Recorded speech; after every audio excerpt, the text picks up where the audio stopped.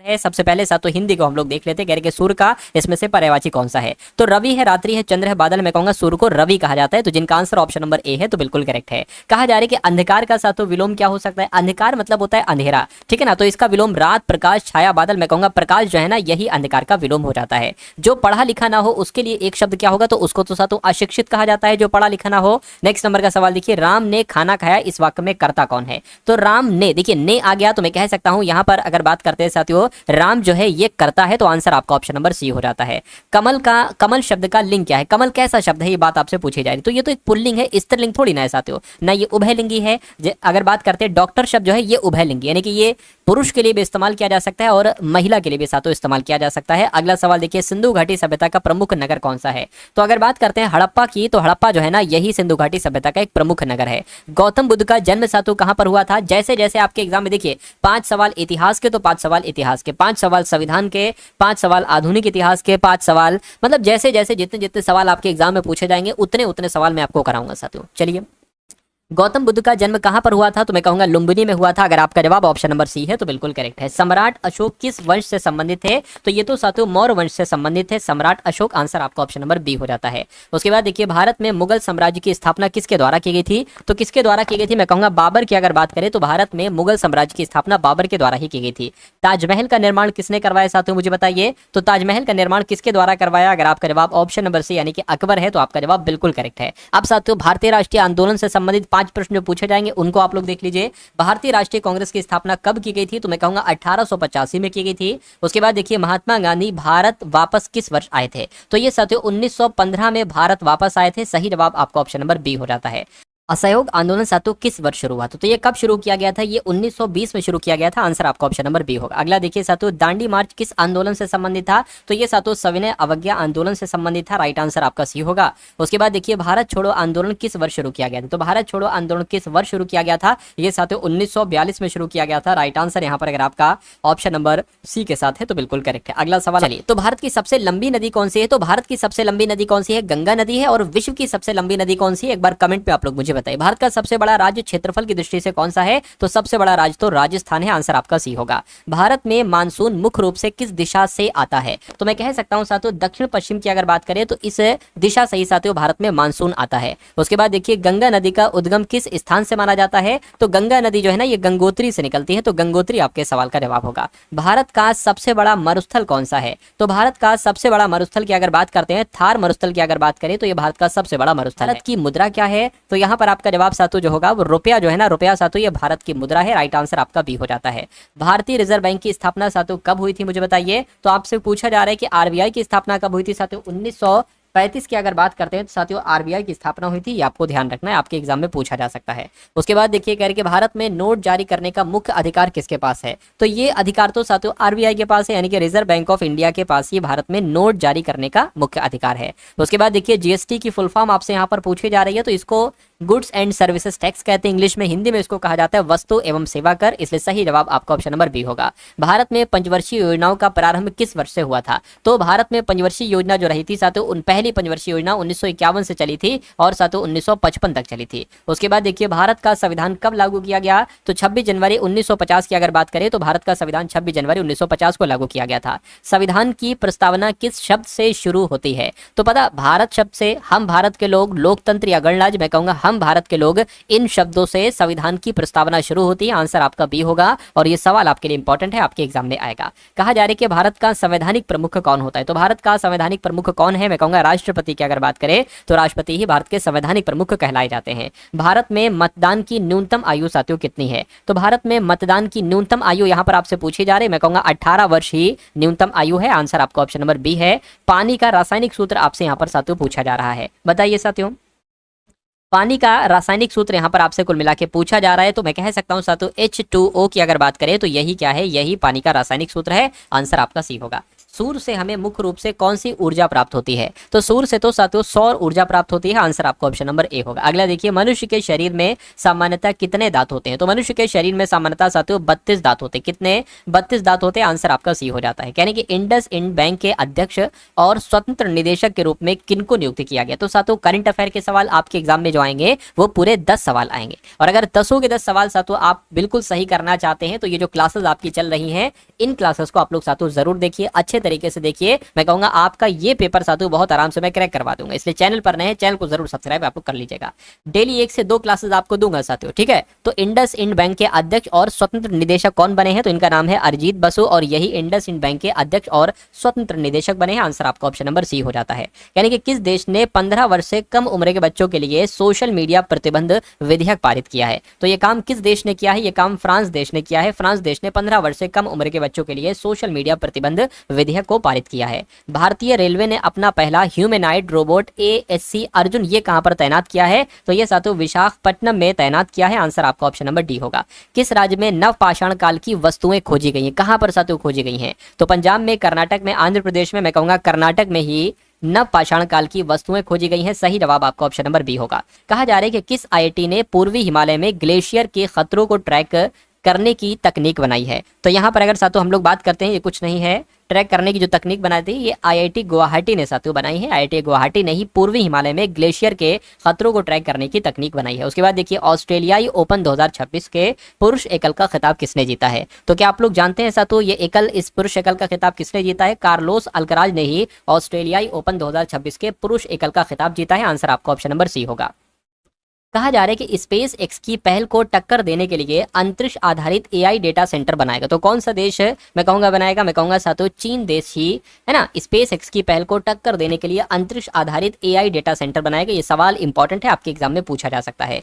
किस राज्य में किसान उत्पाद संगठनों की समीक्षा के लिए उच्च स्तरीय समिति गठित की गई है? तो ये कहाँ की बात चल रही है? किस राज्य की बात चल रही है? तमिलनाडु की बात चल रही है, क्योंकि तमिलनाडु राज्य में किसान उत्पाद संगठनों की समीक्षा के लिए उच्च स्तरीय समिति को गठित किया गया है। किस देश के वैज्ञानिकों ने धूप से चलने वाला स्वतः चार्जिंग ऊर्जा उपकरण साथियों विकसित किया है? मैं कह सकता हूं साथियों अपने देश भारत ने ही, मतलब भारत देश के वैज्ञानिकों ने ही धूप से चलने वाला स्वतः चार्जिंग ऊर्जा उपकरण विकसित किया है। आंसर आपका बी हो जाता है। कहा जा रहा है कि देश के महान हॉकी खिलाड़ी माइकल नॉप्स का 72 वर्ष की आयु में अभी हाल फिलहाल में निधन हुआ है। तो ये साथियों कहाँ के हैं? तो ये ऑस्ट्रेलिया के खिलाड़ी हैं, माइकल नॉप्स इनका नाम है, और इनका भी हाल फिलहाल में 72 वर्ष की आयु में निधन हुआ है। ये सवाल भी आपसे पूछा जा सकता है। उसके बाद देखिए, यानी कि किस राज्य में रुसोमा संतरा महोत्सव आयोजित किया गया है? तो क्या आप लोग जानते हैं साथियों नागालैंड की अगर बात करें तो नागालैंड राज्य में रुसोमा संतरा महोत्सव आयोजित किया गया है। आंसर आपका ऑप्शन नंबर बी होगा। किस देश के वैज्ञानिकों ने पैनक्रियाटिक कैंसर का इलाज ढूंढ लिया है? तो यहाँ पर अगर बात करते हैं साथियों स्पेन की बात चल रही है, यानी कि किसकी बात चल रही है ये आप लोग एक बार बता देंगे। मैं कहूँगा स्पेन देश के वैज्ञानिकों ने पैनक्रियाटिक कैंसर का इलाज ढूंढ लिया है। आंसर आपका ए हो जाता है। पुलिस अनुसंधान और विकास ब्यूरो के 9वें राष्ट्रीय सम्मेलन का आयोजन किस राज्य में किया जाएगा? तो कहां पर किया जाएगा साथियों? आंध्र प्रदेश में किया जाएगा, और आंध्र प्रदेश आपके सवाल का जवाब हो जाता है। 2026 में छठा नेशनल क्रॉप न्यूट्रिशन समिट कहां आयोजित होगा? तो ये साथियों कहां पर आयोजित होगा? ये मुंबई में आयोजित होगा, है ना। 2026 में छठा नेशनल क्रॉप न्यूट्रिशन समिट ये कहां पर आयोजित होगा? तो ये मुंबई में आयोजित होगा। आंसर आपका बी हो जाता है। IPS पीयूष पांडे किस राज्य के नए DGP बने? तो ये सवाल बहुत इंपॉर्टेंट है साथियों। पश्चिम बंगाल के अभी हाल फिलहाल में नए DGP बने हैं, जिनका नाम है पीयूष पांडे। राइट आंसर आपका बी हो जाता है।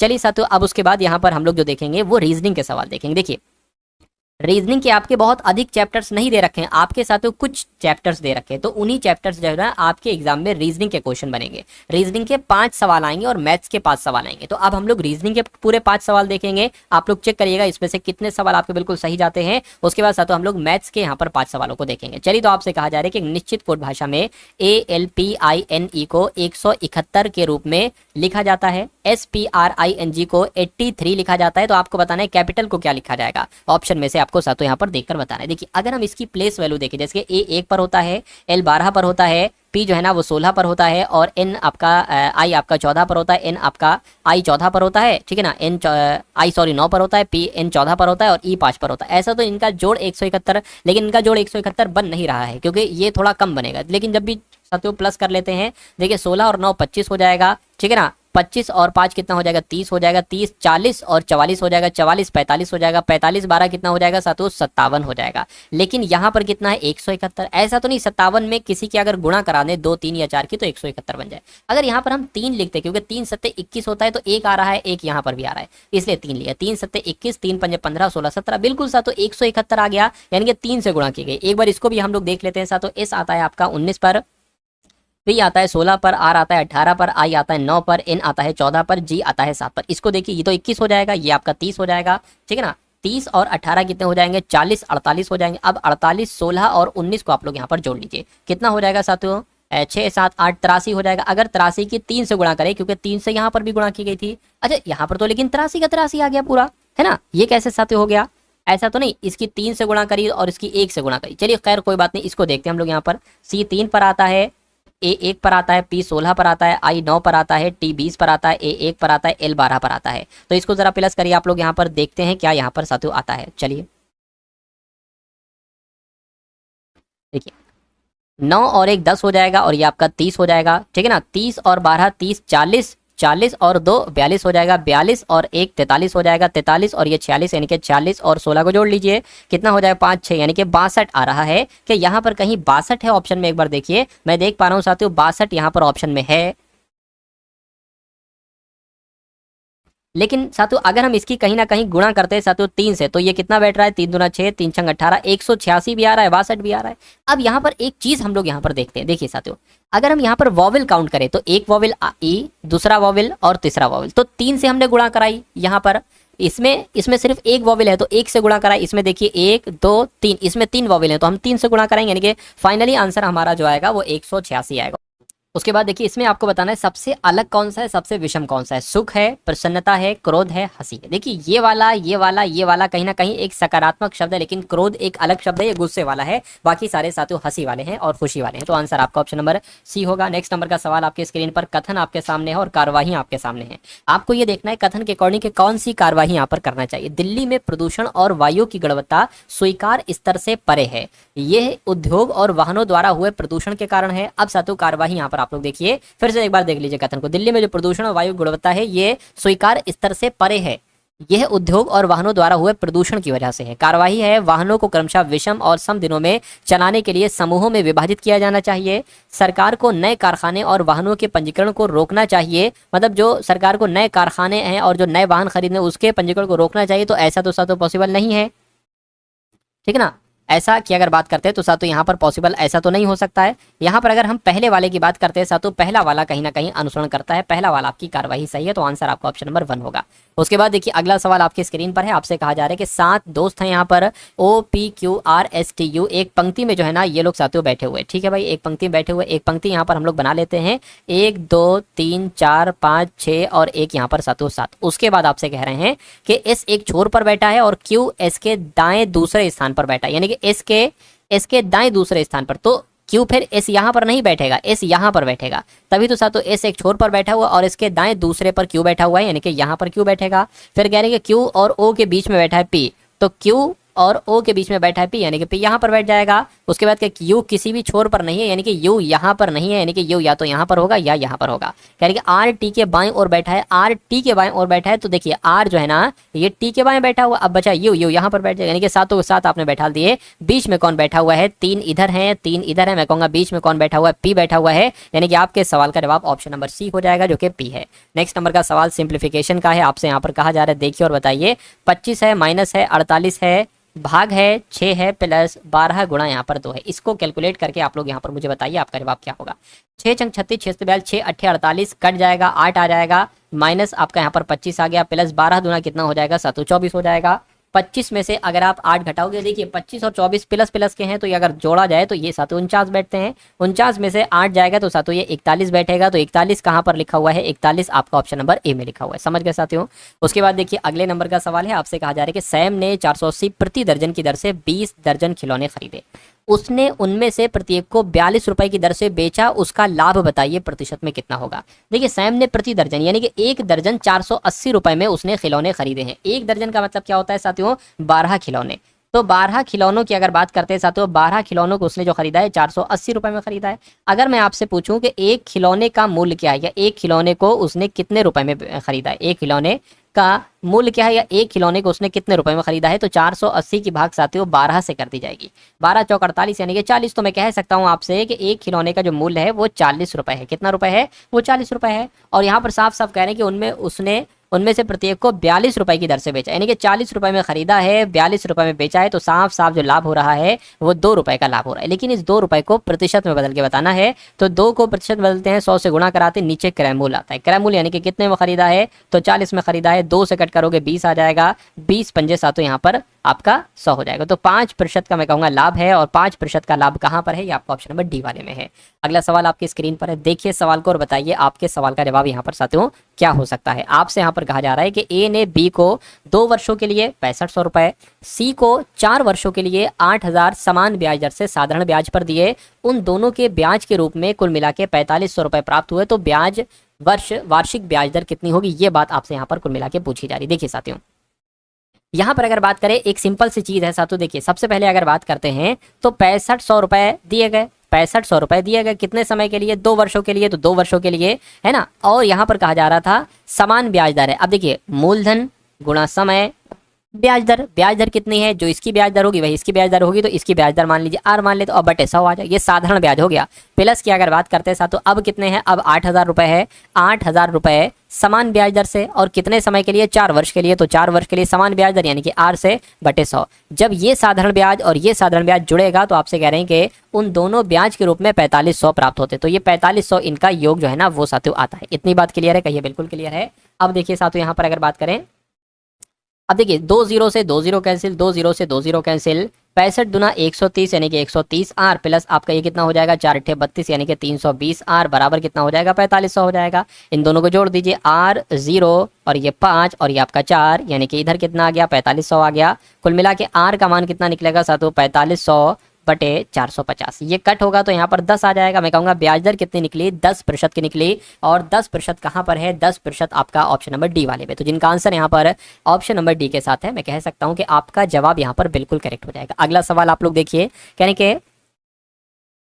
के 2000 रुपए पर 20% की छूट है ना, 20% की छूट और 10 एवं 10% की 2 क्रमिक छूट। देखिए इसके बाद साथ तो ये लाइन लिखी हुई है, दो क्रमिक छूटों का अंतर कितना होगा, है ना, अंतर कितना होगा, ये बात आपसे यहाँ पर पूछी जा रही है। चलिए कोई दिक्कत नहीं, देख लेते हैं। तो सबसे पहले अगर यहाँ पर हम लोग बात करते हैं 2000 रुपए पर, अब यहाँ पर रुपए मैटर बाद में करेंगे, रुपए मैटर जो है ना वो सातों बाद में करेंगे। 20% और 10 एवं 10%, तो एक काम करिए, पहले इन दोनों को आप 1% निकाल लीजिए, है ना, फिर जो 1% इसकी निकलेगी फिर हम इसको देख लेते हैं। तो 10% एवं 10% की 2 क्रमिक छूट, तो 10 की कैसे निकालोगे साथों, 10 + 10 - 10 गुणा 10 बटे 100 आ जाएगा, 0 0 0 कैंसिल, 20 और -1 बराबर 19% यहाँ पर निकलेगा, ठीक है ना। अब 19% तो ये निकले। अब देखिए, अब 20% और 19% की 2 क्रमिक छूटों का अंतर कितना होगा, ये बात आपसे पूछी जा रही है। तो ये 20% हो गया, है ना, ये 20% हो गया, ये 19 हो गया, दोनों का अंतर कितना निकला है, 1% निकला है। तो कुल मिला के अगर बात करते हैं, बस यही इसी 2000 रुपए का 1% आपको निकालना है। तो 2000 रुपए का 1% कितना निकलेगा, 1/100, 2 0 से 2 0 कैंसिल, यानी कि 2000 रुपए का 20% जो निकलेगा, सॉरी 1% जो निकलेगा वो आपका 20 रुपया निकलेगा। और 20 रुपया कहाँ पर है, ये आपका ऑप्शन नंबर सी वाले में है। अगला सवाल आपकी स्क्रीन पर देखिए सवाल को और बताइए आपके सवाल का जवाब साथियों क्या हो सकता है। आपसे यहाँ पर कहा जा रहा है कि 25 अवलोकनों का माध्य 36 है। इन अवलोकनों में से यदि पहले, देखिए टोटल 25 अवलोकन है, ठीक है ना, टोटल 25 अवलोकन है, इनका जो माध्य है वो 36 है, ठीक है भाई साहब, कोई दिक्कत नहीं है। यानी कि इन अवलोकनों में से यदि पहले 13, जो 25 अवलोकन है उनमें से जो पहले 13 अवलोकन है इनका माध्य कितना है, 32 है। और जो अंतिम जो 13 अवलोकन है इनका माध्य जो है वो 740 है। जबकि 13 तो 26 हो रहे हैं, यहाँ पर टोटल 25 हैं। तो करेंगे 13वां अवलोकन सातों कितना होगा। सबसे पहले एक काम करिए, 25 अवलोकन टोटल है। अगर मैं आपसे कहूँ 25 अवलोकनों का कुल मिला के योगफल कितना होगा, तो 25 की गुणा आपको 36 से करना है। तो 25 की गुणा यहाँ पर हम लोग 36 से कर लेंगे। 6 पंजे आपका 30 हो जाएगा, 6 दूना 12, 15 हो जाएगा, 25 3 75 हो जाएगा, 0 आ गया, 0 आ गया, 9 आ गया, यानी कि 25 अवलोकनों का कुल मिला के योगफल 900 आ गया। अब 13 की गुणा 32 से कर लीजिए।